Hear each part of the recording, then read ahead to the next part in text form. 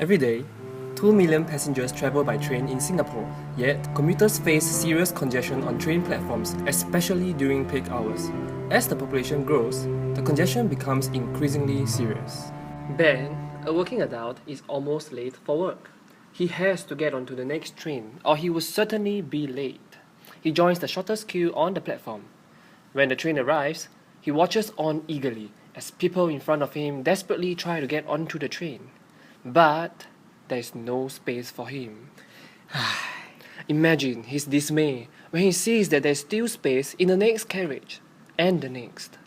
He could have been on this train and be on time for work if only he had known that there is space in the other carriages. If only.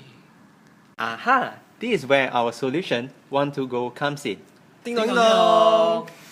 One2Go transmits data about carriage space from the incoming train to the platform screen door at the next station. To do this, we introduce two methods, ultrasonic transceivers and pressure mats.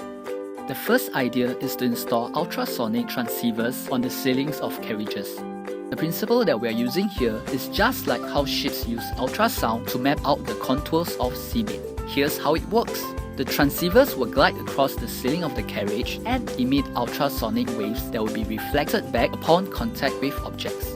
These signals collected will differ based on time taken for the waves to transmit and reflect back.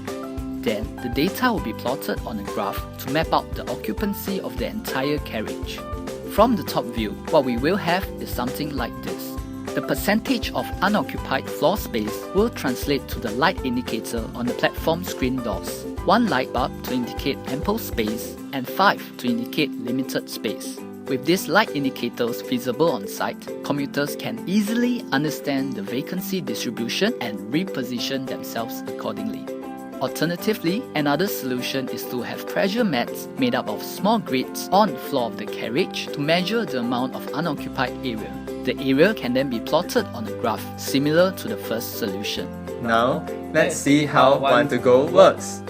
Ben is almost late for work, again as usual.